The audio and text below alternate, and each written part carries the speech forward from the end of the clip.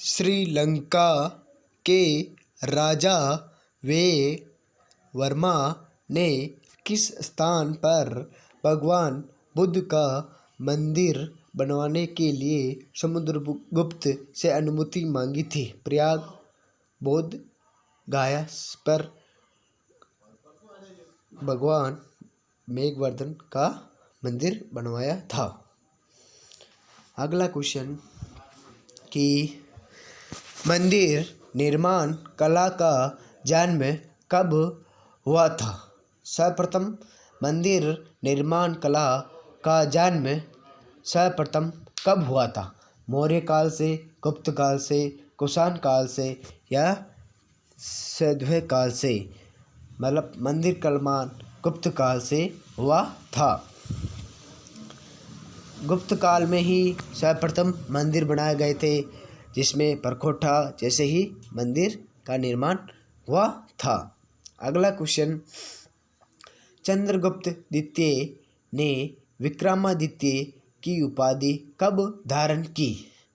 शक्कू का उन्मूलन करने के बाद में, गुप्त सिंहासन पर बैठने के बाद में, चांदी के सिक्के जारी करने पर या उपयुक्त सभी पर? क्योंकि वे शक्कू को उन्मूलन करने के बाद में, ये शक्कू को पराजित करने के बाद में ही ये विक्रमादित्य की उपाधि धारण की थी। और ये अगला क्वेश्चन, गुप्त काल में सर्वाधिक लोकप्रिय देवता कौन थे? मतलब गुप्त काल में सर्वाधिक लोकप्रिय मतलब आपके इष्ट देवता कौन थे? जैसे ही गुप्त काल में सर्वाधिक लोकप्रिय देवता शिव, विष्णु, बुध, सूर्य, इसमें से यह विष्णु हुई गुप्त काल के सबसे लोकप्रिय देवता थे, जो उसे मानते थे।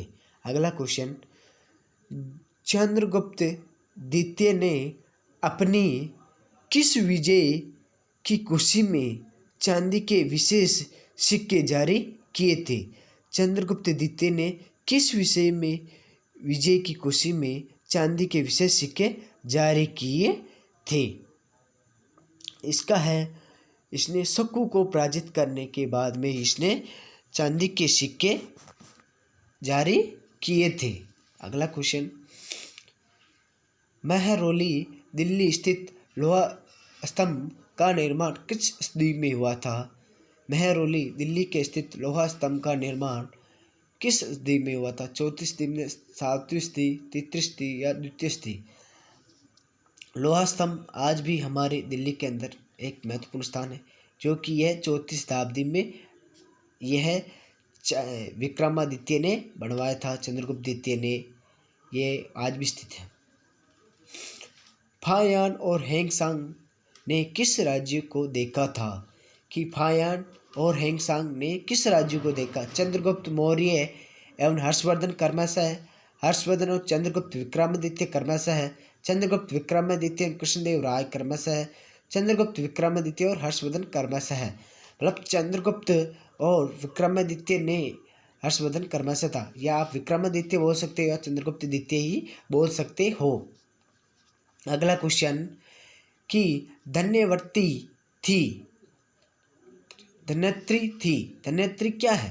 मतलब धन्यत्री का शाब्दिक अर्थ क्या है? चंद्रगुप्त मौर्य के व्याख्या जनरल, चंद्रगुप्त विक्रमादित्य के राज दरबार के नवरत्न में से एक, जो प्रसिद्ध चिकित्सक था, हर्षवर्धन के लिए एक प्रसिद्ध नाट्यकार, अशोक के राज दरबार में संगीत थे।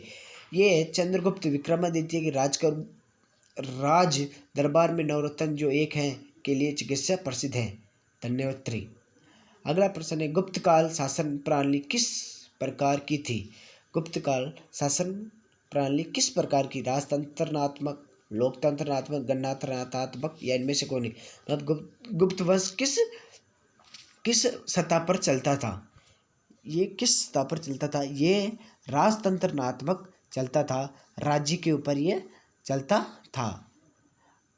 राज्यतंत्रनात्मक जो कि बहुत ही विकसित हुआ था गुप्त काल के अंदर, इसमें बहुत फाहियान द्वारा रचित फो कुओं की में निम्न में से किस विवरण नहीं मिलता है? फाहियान के द्वारा रचित ग्रंथ फो कुओं की में निमित्त में से किस विवरण नहीं मिलता है? बुद्ध के सिद्धांतों के, बुद्ध के राज्यों के, इसमें महात्मा बुद्ध के सिद्धांत के बारे में बताया गया है। फाहियान चीन के यात्री था, इसने बुद्ध के सिद्धांतों के ऊपर बताया गया, ऐसे चलना चाहिए, ऐसे नहीं चलना चाहिए, इसके बारे में। अगला क्वेश्चन, गुप्त स्थापित कला का सर्वोत्कृष्ट मंदिर निम्न में से कौन है? गुप्त कला के स्थापित कला का सर्वोत्कृष्ट मंदिर कौन सा है? भीतरी का मंदिर, देवगढ़ का दशावतार मंदिर, बुमरा का शिव मंदिर या तंगवा का शिव का मंदिर? मतलब गुप्त काल में भी बहुत ही देवगढ़ का दशावतार का मंदिर सबसे महत्वपूर्ण है।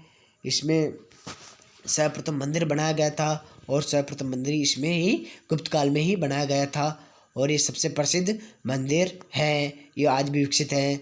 अगला क्वेश्चन, अजंता की गुफा में किन गुफाओं का निर्माण गुप्त काल में हुआ है? गुप्त अजंता की गुफा में किन गुफाओं का निर्माण गुप्त काल में हुआ? 14, 15, 16, 2, 3, 4, 16, 17, 18, 19 सभी गुफाएं। मतलब गुप्त काल में ये सर्वप्रथम गुप्त काल में 16 और 17, 19 ये महत्वपूर्ण गुफाएं हैं। ये अजंता की गुफा में निम्नलिखित गुफाएं मिलती हैं गुप्त काल के अंदर, कि 16 के अंदर शिशु, 17वां के अंदर जो 2 शिशु देते हैं बच्चे, उसके बारे में। और अमरकोश के लेखक अमर सिंह किस शासक के दरबार में जुड़े हुए थे? अमरकोश के लेखक अमर सिंह किस शासक काल के दरबार से जुड़े थे? चंद्रगुप्त, समुद्रगुप्त प्रथम, सिकंदरगुप्त या चंद्रगुप्त द्वितीय? ये चंद्रगुप्त द्वितीय विक्रमादित्य के साथ जुड़े हुए थे। यह अमर सिंह अमरकोश की रचना की थी। अगला क्वेश्चन, गुप्त सावत 319 से 320 का आरंभ करने का श्रेय किसे दिया जाता है? कि 319 और 320 में गुप्त को आरंभ करने का श्रेय किसको दिया जाता है? चंद्रगुप्त प्रथम, चंद्रगुप्त द्वितीय, समुद्रगुप्त या सिकंदरगुप्त को? कि सरगुप्त के बाद में श्रेय चंद्रगुप्त प्रथम को दिया जाता है। चंद्रगुप्त प्रथम ने गुप्त सावत चलाया था, जो कि आज भी विकसित है। गुप्त सावत 319 या 320 ईस्वी में चलाया था, जिसका श्रेय चंद्रगुप्त प्रथम को जाया जाता है। अगला क्वेश्चन, चंद्रगुप्त प्रथम ने गुप्त सावत का आरंभ किस उपलक्ष्य में किया था? कि चंद्रगुप्त प्रथम ने किस गुप्त सावत का आरंभ की उपलक्ष्य में किया था? अपने राज्य रोहन के समर के रूप में शक्य के अनुमूल उपलक्ष्य में हुणों को पराजित करने की उपलक्ष्य इनमें से कोई ने अपने राज्य रोहन के समरक रूप में किया था, मतलब राज्य अभिषेक किया था, इसीलिए उसने गुप्त वंश की स्थापना की थी। अगला क्वेश्चन है कि प्रयाग प्रशंसिंग अभिलेख का लेखक हरिसेन किस दरबार की कवि था? कि प्रयाग प्रशंसन अभिलेख का लेखक हरिसेन किस शासक के दरबारी था? समुद्रगुप्त, अशोक, कनिष्क और चंद्रगुप्त प्रथम। हरिसेन एक प्रयाग प्रशंसन लेखक था, वो समुद्रगुप्त के दरबारी कवि था, जिसने सिद्धांत दिया कि एक समुद्रगुप्त सिक्का पर वीणा बजाते हुए दर्शाया गया है। अगला क्वेश्चन कि गुप्त काल को प्राचीन भारत का क्लासिक युग क्यों कहा गया है? भारत गुप्त काल में प्राचीन भारत को क्लासिक युग क्यों कहा गया है? कि व्यापार के अभूतपूर्व प्रगति के कारण, कला साहित्य के क्षेत्र में पहुंचने के कारण, प्रचुर मात्रा में एक ही कला और साहित्य के क्षेत्र में ये विकसित थी। गुप्त काल में इससे मंदिर बनाए गए थे और साहित्य में भी बहुत वैज्ञानिक थे। कालिदास, आर्यभट्ट इत्यादि आदि कवि भी थे। सारनाथ के धमक स्तूप का निर्माण किस काल में हुआ? कि ये किस निर्माण में हुआ था? मौर्य काल, कुषाण, शुंग, गुप्त काल? अपन गुप्त काल पढ़ रहे हैं तो यह गुप्त वंश में ही शुरू हुआ था। गुप्त वंश में सारनाथ के दुमुख स्तंभ का निर्माण किया गया था। यह भी एक महत्वपूर्ण ही स्तंभ का निर्माण किया था। अगला क्वेश्चन अपन देखेंगे जल्दी ही। गुप्त काल की सोने की मुद्रा को कहा जाता है कि गुप्त काल की सोने की मुद्रा को क्या कहा जाता है, मतलब सोने की मुद्रा है उसे क्या कहा जाता है, मतलब उसको क्या नाम दिया गया था। दिनार का कुशन निक्ष का निकनी, मतलब दिनार ही गुप्त काल की सोने की मुद्रा को कहा गया है। दिनार जैसे कि दिनार सोने की मुद्रा ही कहा जाता है गुप्त काल में। अगला क्वेश्चन, कुम्हार संभव महाकाव्य के किस कवि ने लिखा है। कुमार महाकाव्य किस कवि ने लिखा है। बाण भट्ट, चंद्र बरदाई, हरिसेन, कालिदास।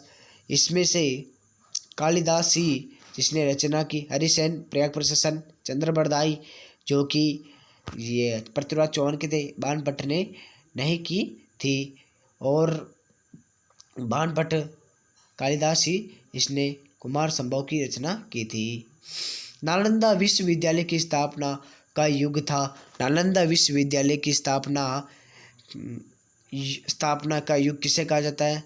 मौर्य काल को, कुषाण, गुप्त, पालव किसको कहा जाता है कि अपन गुप्त काल पढ़ रहे हैं जो कि गुप्त वंश में ही किया था। नालंदा विश्वविद्यालय की स्थापना कुमार पाल ने नालंदा विश्वविद्यालय की स्थापना पटना के अंदर किया गया था। ये भी SFC 1999 में पूछा था प्रश्न। गुप्त युग में भू राजस्व की दर थी। गुप्त काल में भू राजस्व की दर थी उपजाऊ का चौथा भाग, उपजाऊ का छठा भाग, उपजाऊ का आठवां भाग, उपजाऊ का आधा भाग। कि गुप्त काल में नागरिक जो कमाते थे उसको कितना कर लिया जाता था, तो वह भूमि का छठा भाग कर लिया जाता था। कोई भी किसान या फसल उगाते तो छठा भाग अपने राज्य को या राजा को लिया जाता था। अगला क्वेश्चन है कि नगरों का क्रमिक पतन किस काल की एक महत्वपूर्ण विशेषता है। नगरों की क्रमिक पतन किस काल की एक महत्वपूर्ण विशेषता थी। गुप्त काल में, प्रतिहार काल में, राष्ट्रकूट सातवां युग में कि अपन यह गुप्त काल में ही विकसित नगरों की क्रमिक पतन की यह गुप्त काल में ही हुआ था। अगला क्वेश्चन, किस वंश के शासकों ने मंदिरों एवं ब्राह्मणों को सबसे अधिक ग्राम अनुदान में दिया है। कि किस वंश ने शासकों ने मंदिरों एवं ब्राह्मणों को सबसे अधिक ग्राम दान दिया है। गुप्त काल, पल्लव, राष्ट्रकूट, प्रतिहार। कि सबसे अधिक गुप्त काल ने ही ब्राह्मणों और मंदिरों का ही निर्माण किया था। ये भी आज भी स्थित है, मंदिर बहुत बनाए थे गुप्त काल में। अगला क्वेश्चन, दिल्ली में मरौली के कवियत उल इस्लाम मस्जिद के प्रांगण में स्थित प्रसिद्ध लोहा स्तंभ किस समृद्धि में बनाया था। अशोक, चंद्रगुप्त प्रथम, हर्षवर्धन या आनंदा। चंद्रगुप्त द्वितीय ने, विक्रमादित्य भी इसका नाम है, चंद्रगुप्त द्वितीय ने ही मेरौली के दिल्ली के स्तंभ बनाया था जो कि विक्रमादित्य की याद दिलाता है। कालिदास के द्वारा रचित मलविकन अग्निमित्र नाटक का नायक किसे कहा जाता है। पुष्यमित्र शुंग, गौतमीपुत्र सातकर्णी, अग्निमित्र या चंद्रगुप्त द्वितीय। अग्निमित्र भी कालिदास का ही नाम या नाटक लिखा था। अगला क्वेश्चन, समुद्रगुप्त की सैनिक उपलब्धि का वर्णन किस अभिलेख का उपलब्ध है। समुद्रगुप्त की सैनिक उपलब्धि का वर्णन किस अभिलेख की है। एरन, गाया, नालंदा, प्रयाग प्रशासन। जिसने प्रयाग प्रशासन है उसका उत्तर जिसकी रचना हरीश सेन ने की थी। हरीश सेन ने इसकी रचना की थी। अगला क्वेश्चन, निम्न में से किस काल में स्त्री और पुरुषों की बराबरी की गई थी? किस काल में स्त्री और पुरुषों को सम्मान दिया गया, मतलब स्त्री को भी सम्मान दिया गया और पुरुषों को भी बराबरी समझा था? गुप्त काल के अंदर स्त्री और पुरुषों को बराबर सम्मान दिया गया था। बराबर कोई काम करते तो बराबरी सम्मान मिलता था। कौन सा राजवंश होणों के आक्रमण से अत्यधिक विचलित हुआ? कौन सा राजवंश जो कि हुणों को आक्रमण से अत्यधिक विचलित हुआ, डरता था कि हुणों आगे नहीं बढ़ पाए थे? किस वंश था वो? गुप्त वंश था कि हुणों के आक्रमण से अत्यधिक विचलित था। जब भी आक्रमण करते तो हुणों हार जाते, पराजित हो जाते थे। निमित्त में से कौन सा नाटक कालिदास का नहीं लिखा गया था? निमित्त में से कौन सा नाटक कालिदास ने नहीं लिखा गया?